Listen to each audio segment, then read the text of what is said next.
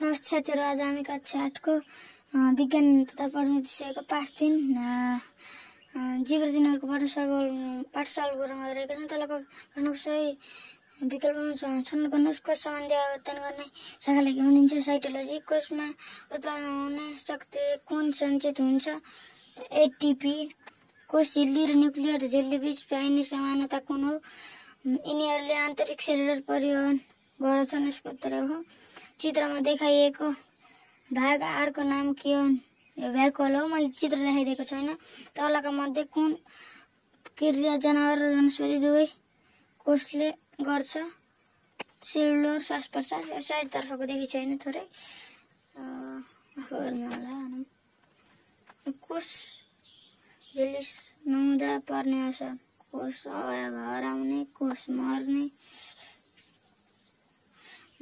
कोषले जीवन प्रक्रिया सञ्चालन गर्न सक्दैनथ्यो, न्युक्लियस कोषबाट हराउँथ्यो, कोषले जीवन प्रक्रिया सक्दैनथ्यो। दिएका मध्ये सजीवको वृद्धि विकासमा न्युक्लियसले खेल्ने भूमिका कुन हो भनेको छ। यो कम्प्युटर गर्दाखेरि यहाँ हल्का फरक पर्छ। त्यसको प्रोटिन बनाउन, आन्तरिक परिवहन गर्न, कोष विभाजनमा भाग लिनु, कोषका सम्पूर्ण क्रियाकलापलाई नियन्त्रण गर्न, कोष विभाजनमा भाग लिनु। यसको त फरक लेख्नुहोस्। साइटोप्लाज्म र न्युक्लियस। साइटोप्लाज्म कोष झिल्ली र न्युक्लियसका बीचमा एक प्रकारको बाक्लो अर्ध तरल पदार्थ रहेको हुन्छ, जसलाई साइटोप्लाज्म भनिन्छ। Ribosome, chloroplast, mitochondria, Golgi body, enzyme जस्ता यसमा रहेका हुन्छन्। न्युक्लियोप्लाज्म भित्र तरल पदार्थ, न्युक्लियस भित्र रहेको तरल पदार्थलाई न्युक्लियोप्लाज्म भनिन्छ। न्युक्लियोप्लाज्म क्रोमाटिन फाइबर यसैमा छरिएर रहेका हुन्छन्। क्लोरोप्लास्ट र क्रोमोप्लास्ट। क्लोरोप्लास्ट यो हरियो रङको प्लास्टिड हो। यो स्पाइगारम रिबन आकारको हुन्छ। यसले सागपात, फ्याटी अम्ल, एमिनो अम्ल निर्माण गर्छ। क्रोमोप्लास्ट यो हरियो रङ बाहेक रङ्गीन प्लास्टिड हो। यो चेप्टा आकारको हुन्छ। यसले फलफुल पाक्दा विभिन्न रङ प्रदान गर्दछ। कोषभित्ता र कोष झिल्ली। कोषभित्ता वनस्पति कोषमा मात्र पाइन्छ। यो सेलुलोजबाट बनेको हुन्छ। कोषभित्ताको बाक्लो, कडा र निर्जीव प्रकृतिको हुन्छ। कोष झिल्ली दुवै कोषमा पाइन्छ। यो लिपिड र प्रोटिनबाट बनेको हुन्छ। यो पातलो, तन्कने र सजीव प्रकृतिको हुन्छ।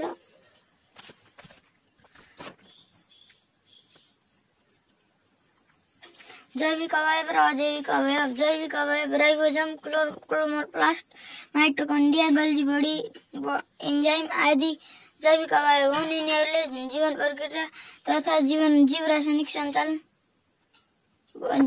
रासायनिक प्रतिक्रिया सञ्चालन गर्दछन्। मेरो च्यानलको सब्स्क्राइब गरिदिनु होला प्लिज।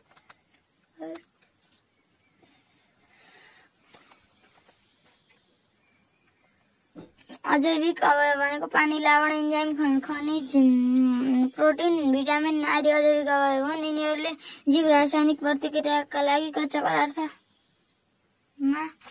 यो यतापट्टि साइडको पमा जस्तो देखिन्छ, यो कच्चा पदार्थमा के हो त्यस्तै छ काम गर्छन्। कारण देख्नुहोस्। राइबोसोमलाई किन प्रोटिनको कारखाना भनिन्छ? यसले प्रोटिन संश्लेषण गरी प्रोटिन निर्माण गर्छन्, त्यसैले राइबोसोमलाई प्रोटिनको कारखाना भनिन्छ।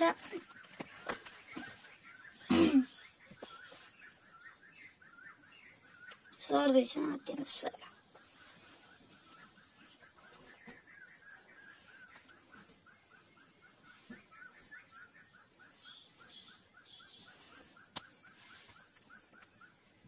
मेरो च्यानलको सब्स्क्राइब गरिदिनु होला।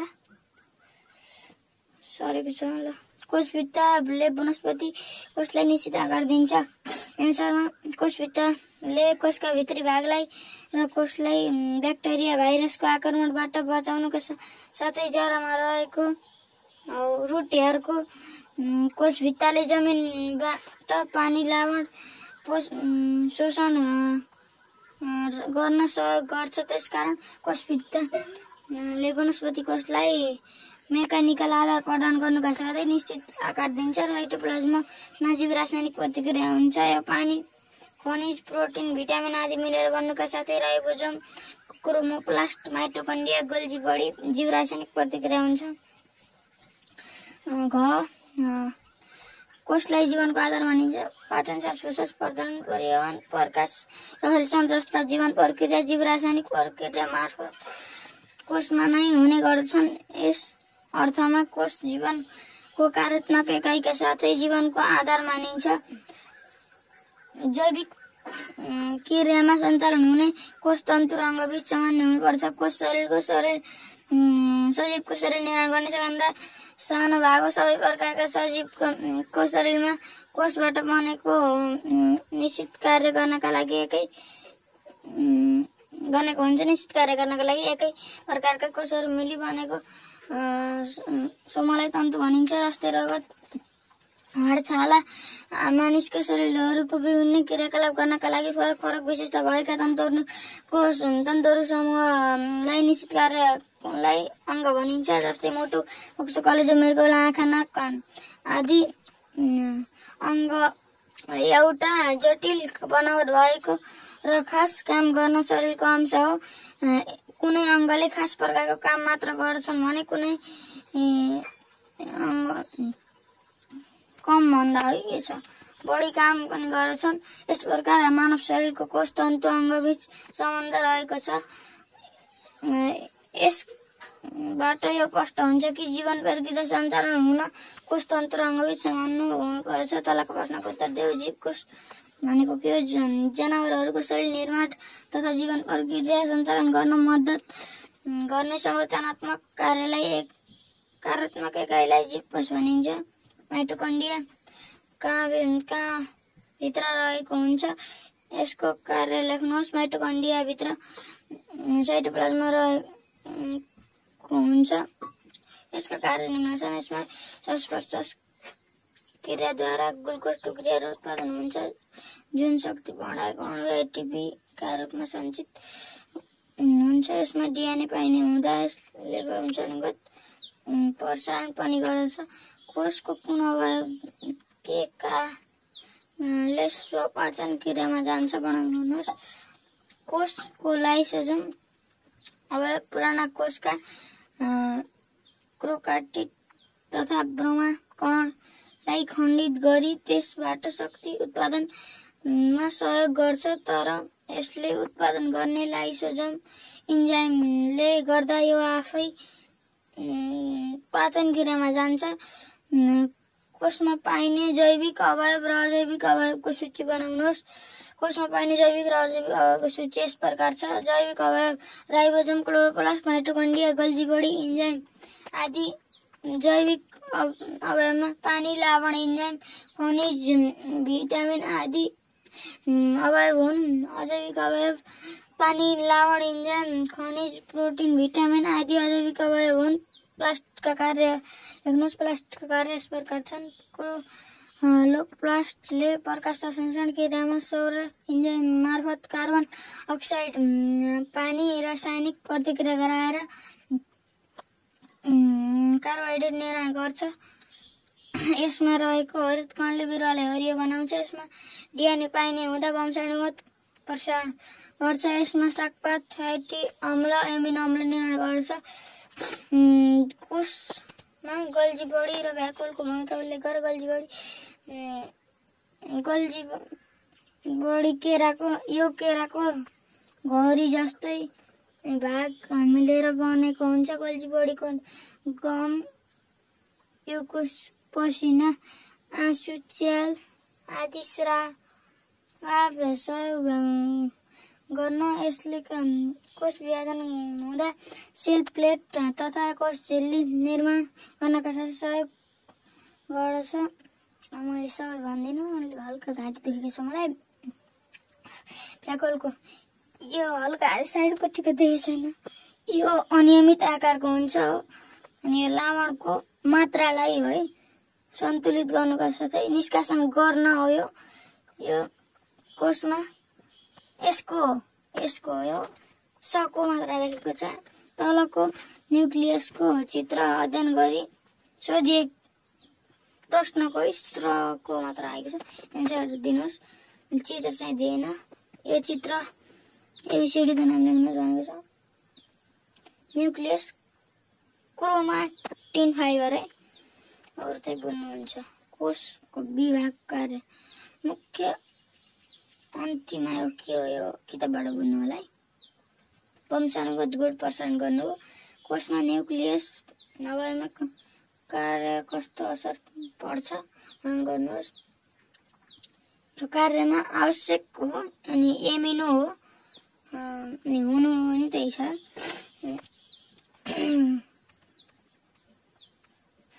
कोष विभिन्न प्रकारका अवयव पाइन्छन्। तपाईँका विचारमा सबैभन्दा महत्त्वपूर्ण अवयव कुन कारण दिनुहोस्। कोषमा विभिन्न मेरो विचारमा हो अनि यो प्रोटिन हो। यताको नियन्त्रण हो। यता नबुझ्नु होला यन्त्रण मात्र लेखेको छ। कारखाना मानिन्छ हो त्यो। बिरुवा कोषमा क्लोरोप्लास्ट भन्यो भने वनस्पति जीवन क्रियामा कस्तो असर पर्दछ भनेको छ। यसको चाहिँ सबै बुझेका छन्। प्रक्षेपण क्रियामा साग पकाउन फुलहरू कुनै ठयो अन्तिम प्रश्न हो कि नियन्त्रण तथा सञ्चालन गर्ने भएकाले न्युक्लियस छ भनेको छ। अञ्चालन मात्र भएको छ सञ्चालन है।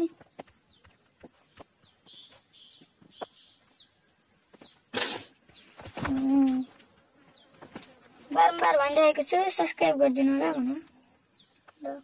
सजीवको कोषमा जीव रासायनिक प्रतिक्रिया नहुँदा जीवन प्रक्रियामा कस्तो असर पर्दछ। तन्त्र अङ्गबीचको सम्बन्ध अन्तर सम्बन्ध गर्नुहोस् भनेको छ। मानव शरीर एक जटिल संरचना हो जहाँ यो अन्तिम प्रश्न हो कि होइन कि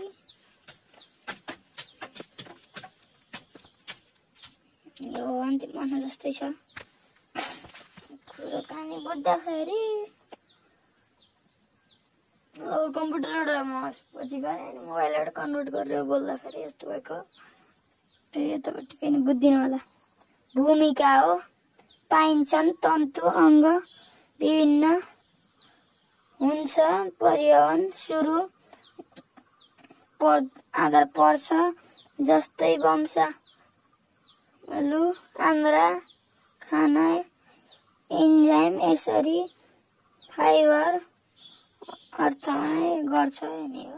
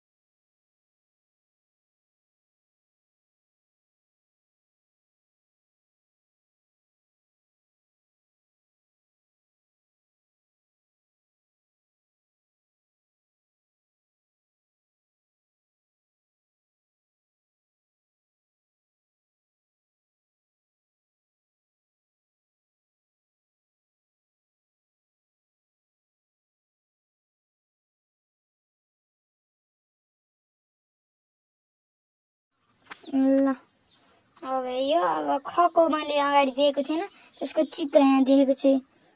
यो वनस्पति कोष हो। यता देब्रेपट्टिको दायाँपट्टिको चाहिँ जनावरको सो हुन्छ इङ्ग्लिसबाट नाम पनि दिएको छु ल